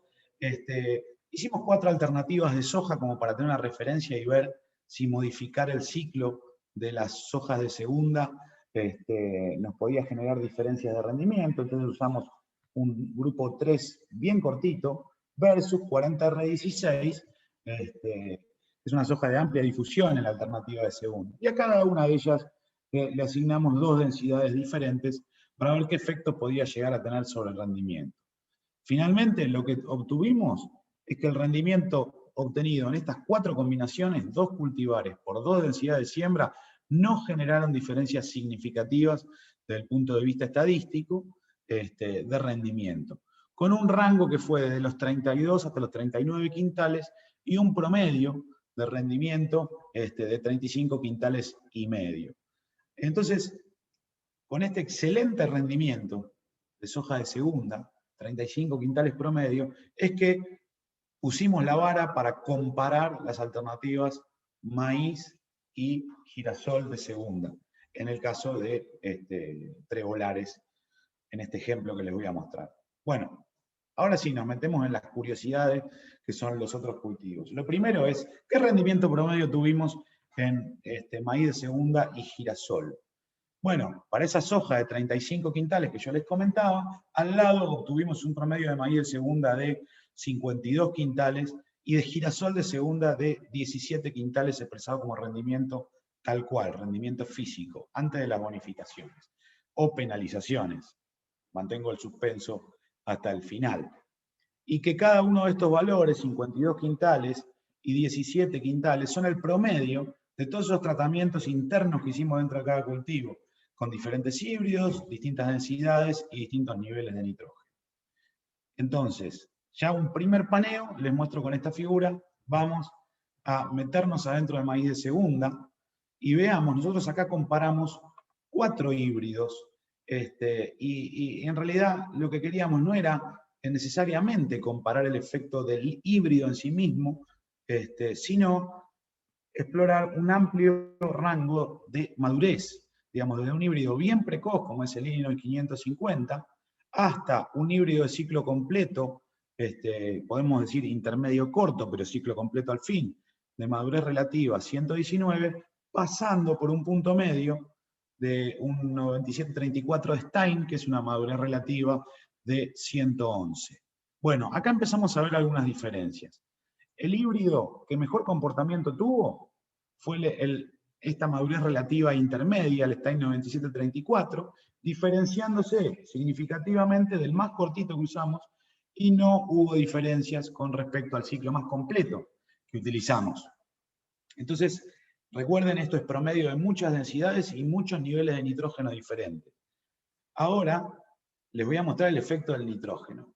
Y esto, digamos, para que vayan pensando, esto era era urea boleada a la siembra. Previo a la siembra se boleó la urea, o durante, en el mismo día, se hizo la boleada de la aplicación de urea, y tuvimos una respuesta infernal al nitrógeno aplicado, ¿sí? Pasando de 38 quintales promedio de los 3 híbridos que les mostré, y de todas las densidades, a tener hasta 61 quintales promedio, con una respuesta enorme a una aplicación de 70 kilos de N total, suelo más fertilizante, y pasando por 110 y hasta 140.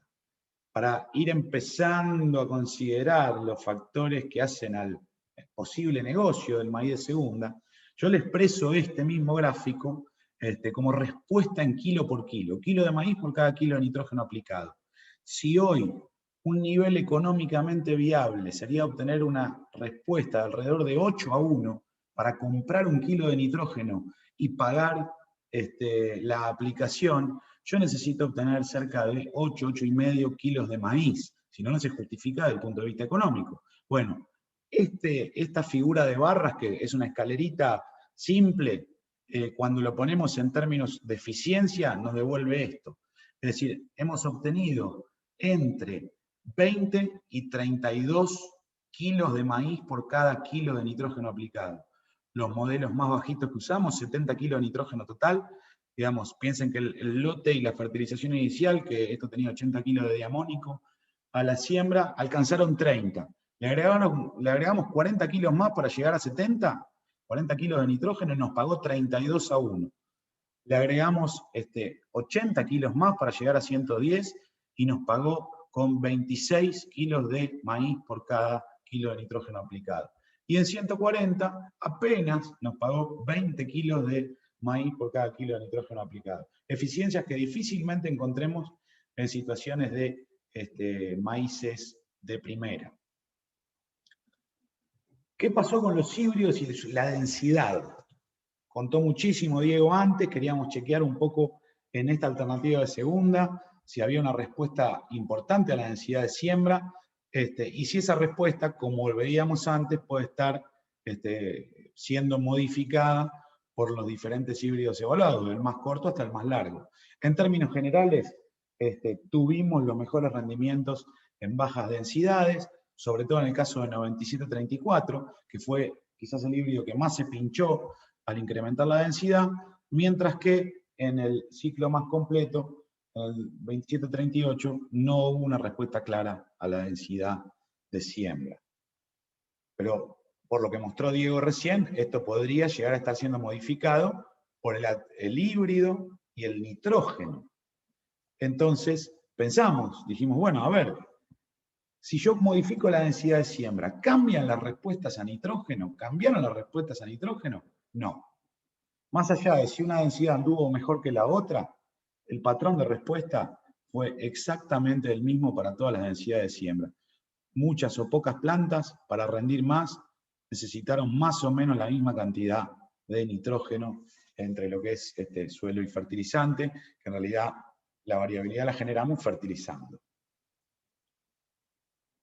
Y después un poco hacer la ensalada de todo esto para ver si los diferentes híbridos mostraron comportamientos distintos respecto a la densidad y a la aplicación de nitrógeno. La respuesta en general es que no. Digamos, estas fueron las curvas para todas las densidades en el 550, en el 9734 también bastante similares, y en el caso de Don Mario 2738, que fue el híbrido que menos respondió a la densidad, tampoco hubo interferencias entre densidad y nitrógeno. Así que podríamos decir que de todo lo que les mostré hasta ahora, hay un efectito genética, híbrido, hay un enorme efecto de densidad, o vimos un enorme efecto de nitrógeno, perdón, y muy sutil y diferente entre híbridos, efecto de densidad de siembra. Entonces, del repaso sería: en primer lugar, nitrógeno; en segundo lugar, nitrógeno; en tercer lugar, nitrógeno. En la blanquita era otra condición ambiental, siembra mucho más atrasada, por eso acortamos un poco la madurez de los híbridos con los que trabajamos. El límite superior fue Stein 9739, un madurez relativa a 113. Pusimos ahora en el medio, nos quedó el Illinois 550, el 104, uno bastante más cortito, 9946, un híbrido casi que recién llegado, de Pioneer, de bien precoz, con madurez relativa 99. La blanquita, el antecesor, yo les comenté, era vicia de cosecha. Entonces yo ya voy dando algún indicio para lo que viene por delante. Ahora, en este caso, y con fecha de siembra 9 de enero, el híbrido más corto fue el que presentó el mayor rendimiento, diferenciándose significativamente de 550 y no quedando en el medio el 9739 de Stein, de madurez relativa un poco superior a los anteriores. Ahora, antecesor vicia, recuerden esto. Digamos, en este sentido, tenemos que pensar en la posibilidad de un aporte de nitrógeno por mineralización de la materia orgánica joven rápidamente descompuesta, o del rastrojo descompuesto. Si bien las respuestas a fertilización fueron menores, no dejaron de ser significativas. Fíjense que los tratamientos en 110 y 140 kilos de nitrógeno representaron un rendimiento entre 500 y hasta 700 kilos por hectárea superiores al de no aplicación de nitrógeno. Esto en términos, entre comillas, económicos, si nos justificaría bien la posibilidad de levantar el estatus hasta un 70 kilos de nitrógeno total, y ya quedarían para esta situación por debajo de lo económicamente justificable los modelos o los niveles de nutrición un poco más altos. Esta fue la respuesta a la densidad de siembra de los dos híbridos que pudimos trabajar en densidad de siembra, que fueron los dos más cortitos, y donde nos encontramos que la respuesta fue precisamente la misma para los dos materiales. Tanto el 9946 como el 550 mostraron su mejor performance en 50.000 semillas por hectárea, con reducciones significativas cuando bajábamos la densidad de siembra y manteniéndose casi plafonados cuando incrementamos hasta 70.000 semillas por hectárea la densidad de siembra de los dos materiales. Ver un poquitito, a ver, ¿interfirió la densidad de siembra sobre la respuesta a nitrógeno? Algo sí, solamente el incremento que generó el nitrógeno y todo lo que les mostraba recién de las eficiencias económicas se produjeron o fueron explicadas en las densidades de siembra más altas, ¿sí? Al parecer, las densidades de siembra más bajas no exploraron tanta deficiencia nutricional como la densidad de siembra más alta. Y si analizamos un poquitito híbrido por híbrido, densidad y nitrógeno, nos encontramos con un patrón similar, en que la densidad más alta fue la que más respuesta, de hecho fue la única significativa, registró dentro de este ensayo. De vuelta, recuerden el antecesor especial sobre el que se implantaron estos cultivos de cebolla.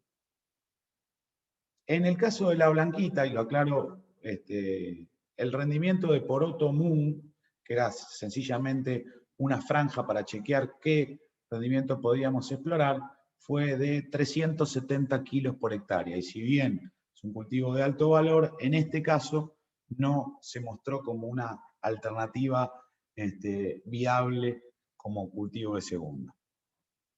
No quiero decir con esto que no vaya a serlo, probablemente no, seguro tuvimos algunas cuestiones que hacen al manejo, la presencia de vicia guacha sobre el cultivo evidentemente afectó el rendimiento, de manera que hay quizás otras cuestiones a analizar a la hora de darle continuidad como una alternativa que tengan que ver más con el manejo de adversidades que con el cultivo en sí mismo. Me paso ahora a hablar de girasol de segunda, la Berta. Yo les mostraba 1.700 kilos promedio. Evaluamos dos híbridos. Nusol 4170, que es CL Plus, versus 3970 CL, que es material de Syngenta, muy difundido en la zona. Y nos encontramos de entrada con una diferencia significativa del híbrido evaluado. Los ciclos son similares, quizás un poquitito más largo el 4170, pero hablamos de ciclos similares, y acá 3970 en rendimiento tal cual, rendimiento físico, ya presentó una diferencia significativa por sobre 4170. Efecto nitrógeno en girasol similar a lo que vimos en maíz, con una respuesta importantísima que nos llevó desde los 13 quintales de rendimiento sin aplicación de urea, hasta los casi 20 quintales cuando pasamos a niveles por encima de los 100 kilos de nitrógeno total, suelo más fertilizante. Y a esta escalerita se mantuvo subiendo hasta los 100 y después plafonó. de vuelta voy a hacer la referencia económica de las respuestas que nosotros tuvimos, y si una línea que me permita pagar una unidad de nitrógeno y pagarla y aplicarla en el lote está alrededor de los 3,5 kilos de girasol para justificar 1 kilo de nitrógeno o algo así como 2 kilos de urea, nos encontramos con que todas las que encontramos estuvieron muy por encima de esos valores. ¿Qué quiero decir con esto? Evidentemente, de encarar un girasol de segunda, la práctica de la fertilización nitrogenada sería rentable. ¿Qué pasó con el comportamiento frente a las variaciones de densidad? Como les mostraba, 3970 presentó un rendimiento tal cual superior a 4170, y un comportamiento frente a la densidad bastante plano, con una leve caída en la densidad más alta, que fue 65.000 semillas por hectárea, mientras que 4170, cualquier incremento en la densidad de siembra se tradujo en una merma de rendimiento. Y ahora nos queda ver nitrógeno y densidad de siembra. Distintas densidades de siembra tuvieron un diferente comportamiento frente a las variaciones de nitrógeno, y la respuesta es prácticamente que no, ¿sí? Cuando 35.000 semillas en general rindió algo más que las densidades más altas, pero los patrones de respuesta las diferencias son muy, muy sutiles, así que podríamos, digamos, definir que no vimos afectado por la densidad de siembra estas respuestas a nitrógeno. Y después ver el caso particular de cada uno de los híbridos. Si bien no hubo interacciones entre nitrógeno y densidad, podemos ver en el caso de 4170, la respuesta fue lineal y positiva para toda la densidad de siembra, y solamente en el 3970 nos encontramos con que 35.000 semillas generó un salto más importante hasta 70 menos X, y después plafonó, mientras que las densidades más altas fueron un poquitito más lineales. Pero como les comentaba, en términos estadísticos, fertilizar y establecer la densidad de siembra son decisiones que uno podría tomar independientemente, es decir, no interactúan entre sí. Veamos esta parte que nos resultó bastante divertida. Yo, para no poner demasiado dato en el contenido de materia grasa que tuvo cada tratamiento, yo resumí la información apilándole al rendimiento tal cual cuánto hubiese sido el equivalente que recibió por bonificación en materia grasa. Lo primero es que, en este caso con 3970, todos los tratamientos que nosotros evaluamos generaron contenido de materia grasa por encima del 42%. Es decir, todos bonificaron. Ahora, en densidad baja, la bonificación fue superior que cuando trabajamos en densidad alta. Y por otro lado, en nitrógeno, también con los contenidos de nitrógeno más altos, obtuvimos una mayor bonificación o un mayor contenido de materia grasa que cuando trabajamos en nitrógenos más limitantes o más bajos.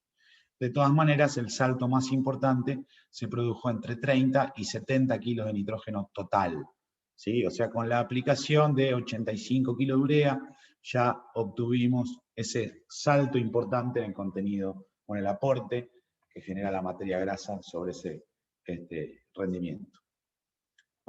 Si alguno lo quiere ver, y a mí me resulta interesante también mostrarlo, está qué pasó con las densidades y el nitrógeno todo junto. La verdad que lo que nos pasó es que cuando hablábamos de densidades medias y altas, con nitrógeno no movimos, o incluso hasta bajó un poquitito el promedio del contenido de materia grasa, mientras que cuando fuimos a la densidad más baja, la fertilización disparó los contenidos de materia grasa, haciéndolos subir casi 6 puntos porcentuales, o sea, incrementando el valor del grano en un 12%. Así que muy interesante este tema. La pregunta que yo me hacía al final, es decir, todo esto que nosotros estamos evaluando, económicamente, más allá de lo que hablábamos en términos del agroecosistema y la sostenibilidad del mismo, económicamente, ¿qué representa esto que les acabo de mostrar? Y haciendo un poco con los valores, yo lo que hice fue trabajar sobre el caso de la Berta, que teníamos bien comparados los 3 cultivos, sobre los valores que podemos tener forward, pero mirando los rindes que obtuvimos el último año, ¿cómo hubiese sido un margen bruto de cada una de estas actividades? Y acá yo les muestro, porque yo les mostré muchas alternativas, distintas densidades, distintos híbridos, distintos niveles de nitrógeno en girasol y en maíz de segunda. Y agarré, y para no marear mucho, pues son 2 híbridos, o 3 en el caso de maíz, por 3 densidades de siembra y por 4 niveles de nitrógeno, un montón de alternativas de girasol de segunda. Lo mismo de maíz de segunda. Entonces dije, bueno, elijo 3. Elijo la más barata, que es la alternativa de girasol de segunda económico. Elijo la que, digamos, uno puede verse tentado a utilizar, que es decir, bueno, a ver, si el pequeño salto se producía aplicando o poniendo en 70 kilos de nitrógeno las cuestiones, y además las densidades bajas se portaron bien, bueno, baja densidad, 70 menos X de modelo de fertilización, a ver qué pasó. Y por otro lado, el tratamiento que haya maximizado el rendimiento. Entonces tengo el girasol económico, el girasol con un manejo ajustadito, y el girasol de segunda de máximo rendimiento. Y lo mismo hice para el maíz de segunda, que minimiza el uso de insumos, fundamentalmente densidad y nitrógeno, el que ajusta, diciendo, bueno, tengo una bala de plata, le voy a poner unos kilitos más, algunos kilitos de urea, o el que maximiza los rendimientos, versus qué pasó con la soja de segunda, con el manejo tradicional. Ahí están de alguna manera los costos, el costo total representado, fíjense, lo más caro en este caso y para estas cuestiones fue el planteo de girasol de segunda de máximo potencial, gastando $359 con los valores de fertilización actual, mientras que, seguido obviamente del maíz de máximo potencial, ¿qué pasó? Los máximos en girasol los obtuvimos con 140 menos X, mientras que en maíz con 110, y la soja que gastó $263 aproximadamente. ¿Y qué rendimiento dio cada uno de esos tratamientos? Para ese rendimiento, un ingreso neto, considerando bonificaciones, me devuelve estos márgenes brutos. Entonces, de todo el espectro de situaciones que vimos, el máximo margen bruto, tal cual, me lo podría devolver un maíz de segunda, pero de máximo potencial. Ahí nomás viene la soja de segunda, que con este rendimiento de 35 quintales y medio fue extraordinario para los precios forward que tenemos. Si yo le imputo un arrendamiento, tratando de hacer un cultivo de segunda, me pareció oportuno decir, bueno, que el cultivo de segunda cargue con el 40% de un arrendamiento de 12 quintales por hectárea, me devolvería un nivel de rentabilidad que lógicamente por un menor costo sería máximo en soja de segunda, seguido ahí nomás por un maíz de máximo potencial, y la alternativa de maíz, ajustando manejo y específicamente poniendo alguito de nitrógeno, estaría siguiéndolo de cerca. Entonces, en términos generales, digamos, con estos precios hay posibilidades de buenos márgenes, con manejos económicos más o menos, con manejos ajustados, pegamos un lindo salto, y ya con manejo de máximo potencial, en el caso de maíz, explotaría, porque estamos hablando de 7.000 kilos por hectárea, que nos dio a nosotros en el caso del ensayo de entrebolares, pero sería bastante más oneroso, mientras que, bueno, con ese rendimiento de soja de segunda fue una cosa espectacular. Finalmente, yo hice el último análisis. ¿Qué tendría que pasar para que un girasol de segunda o un maíz de segunda sea competitivo frente a una soja de segunda desde el punto de vista económico? Entonces dije, bueno, a ver, relación de rendimiento, ¿cuánto tiene que rendir con respecto a la soja? Entonces, para que se den una idea, 0,5 es lo que obtuvimos el año pasado, es decir, rindió la mitad que una soja de segunda. Estábamos en 3.500 kilos, dio 1.700. El girasol promedio de segunda. Y por otro lado, ¿qué relación de precios debería haber entre el girasol y la soja? Actualmente estamos entre 10% más o 20% más a favor del girasol que de la soja. Entonces yo puse un rango más amplio por si el girasol se pincha mucho, o por si el girasol, como el año pasado, levanta a niveles que supera ampliamente los valores de soja de segunda. Bueno, ¿qué combinación precio relativo, rendimiento relativo me justificaría esta alternativa desde un punto de vista económico? Bueno, acá las vemos. Lo primero es que el rendimiento de girasol sea 30% inferior, o que represente el 70% de lo que representaría un rendimiento de soja. Y además que haya 20 a 30% de diferencia de precio a favor del girasol. ¿Sí? Todo esto lo hice tomando como referencia lo que yo les decía, manejo ajustado. Si no, tenía que hacer una matriz por cada tipo de manejo. ¿Sí? Entonces, para un manejo ajustado con unas 35.000 semillas por hectárea y unos 80, 90 kilos de urea por hectárea más su aplicación, yo tendría que aspirar a 70% de rinde de lo que obtengo en soja y que además el mercado me marque que exista 20-30% de diferencia de precio a favor del girasol. Y el mismo ejercicio hice con el maíz de segunda. Entonces dije, bueno, ¿qué tiene que pasar? Bueno, relación de rendimiento. Nosotros tuvimos en promedio 1,6 a 1 el rendimiento de maíz contra el de soja de segunda. Bueno, y por otro lado, relación de precios. Tenemos alrededor del 0,6. Vale, o 60% del valor de la soja es lo que vale una tonelada de maíz. Entonces, esta sería más o menos la condición actual. Si nosotros lográramos hacer rendimientos de 2 a 1 o de 2,4 a 1, maíz soja de segunda, ya entraríamos en una condición en donde el cultivo se puede volver conveniente económicamente respecto al de soja de segunda. De hecho, si nosotros invocamos 2,4 a 1 de rendimiento, por ejemplo, una situación de rinde más promedio, ¿no?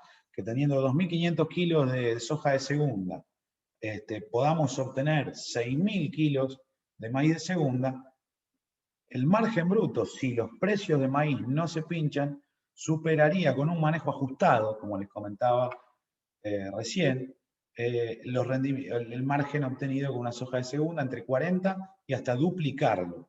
¿Sí? Entonces esta era una idea que yo quería hacer para un breve análisis económico de la viabilidad o no de estas dos alternativas de cultivo de segunda. Bien, y ya terminando, le voy a hacer algunos comentarios finales. Digamos, lo primero que les había comentado, desde un punto de vista ecológico, el agroecosistema, pero no ecológico, no ecologista, sino desde la disciplina. La intensificación, si nosotros la basamos en diversificación y productividad, más cultivos y cultivos que generen mayores aportes de biomasa al sistema, deberíamos ponerlo como un objetivo para dejar de perder esos atributos tan interesantes que tienen nuestros suelos. Me parece que empezar a evaluar alternativas de soja de segunda es el primer paso. Ahora, para desarrollar el manejo adecuado, para lograr que ese maíz de segunda nos dé 2,4 a 1 de rendimiento respecto a la soja de segunda, necesitamos más experiencia. Yo les mostré los primeros datos que obtuvimos en este plan de trabajo 2021. Hasta ahora, y en este plan específico, encontramos tanto en maíz como en girasol un muy fuerte efecto de la fertilización nitrogenada en los dos cultivos, clave, como yo les mostré, con niveles de respuesta que desde el punto de vista económico son más que justificados. Hay cierto efecto de densidad un poco menos importante y por suerte para los bolsillos del que lo esté pensando, más enfocado en densidades moderadas y bajas, dependiendo un poquitito de la condición que vimos. Y también vimos efecto genética, pero el efecto genética un poco, no necesariamente asociado al ciclo del híbrido. Podemos pensar, digamos, si nosotros esperamos que los más cortos rindan más y los más largos rindan menos, tendríamos que ver una escalerita descendente, o viceversa. Sin embargo, no fue así. Así que pareciera ser que el efecto genética estaría más asociado, por ahora, a lo que vimos el año pasado, a los híbridos en particular que utilizamos. Y desde el punto de vista económico, con estos precios obviamente todo va positivo, pero para que el girasol de segunda tenga asidero desde el punto de vista económico, tendríamos que tener el 70% del rendimiento de la soja de segunda y al menos un 20% de plus en el precio antes de la bonificación.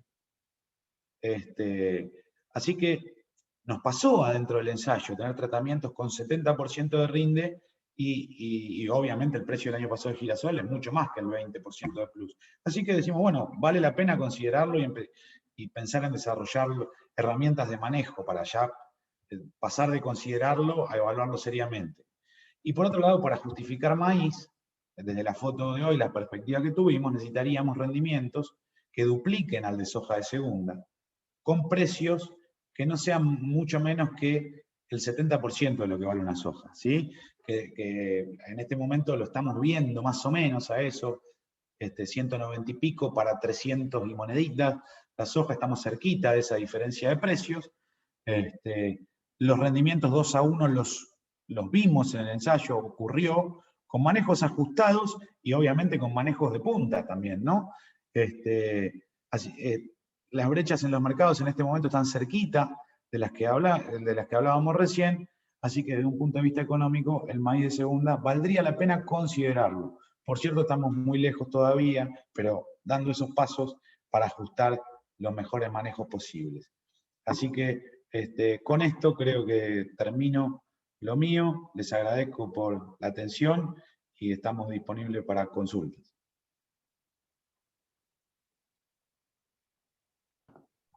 Gracias, Agustín.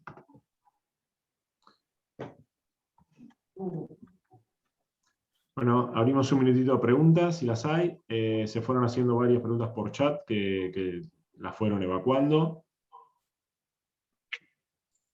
Agus, yo un tema. Este año, a ver, temas interesantes me parece explorar. No sé si coincidís, calculo que sí. Ciclos del maíz, ciclos del girasol, porque acá analizamos una paleta limitada, pero incluso en el maíz ya están entrando ciclos nuevos y esto del tema de maíz de segunda está explotando, así que me parece muy importante y ya vimos la diferencia entre híbridos. Tema de densidad, nosotros teníamos la hipótesis de que en un ambiente en el que las plantas van a quedar chiquititas por baja disponibilidad y eso, capaz que había que aumentar la densidad. Bueno, no, porque el ambiente es tan malo, en realidad, si lo comparas con maíz temprano, que necesitamos bajar la densidad.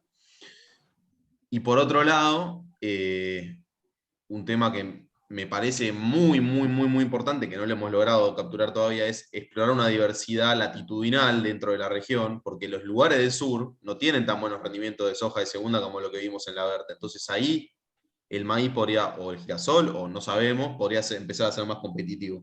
¿Te recordás dónde tenemos presupuestado? Ahora lo definimos la semana pasada, dónde hacer los ensayos, y bueno, y todavía estamos en eso.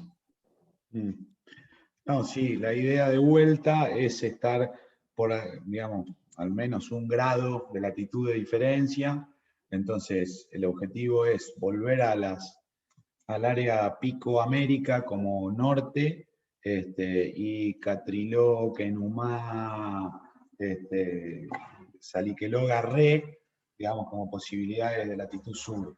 Sí, totalmente. El otro día, es más, me olvidé de ponerlo en los agradecimientos iniciales, charlando un poco con Aníbal Cerrudo, que tiene mucha experiencia en zona sur, en maíz de segunda, desde ya que él está explorando un rango de ciclos tan amplio que no sé si vamos a tener tiempo de hacerlo, pero lo interesante y me quedó muy grabado, lo que plantea él es, entendamos que en gran medida el rendimiento del maíz de segunda, cuando hace frío, no lo define el número de granos. El número de granos termina siendo una anécdota, sino la duración, las posibilidades que tenga de explorar el máximo calendario posible, termina impactando muchísimo sobre el peso de los granos. Entonces, me parece que sí, que merece la pena laburarlo fuertemente para meter más información y también a la expectativa de que vengan más ciclos que nos permitan hacer más evaluaciones y ver dónde encaja el maíz de segunda en el sistema.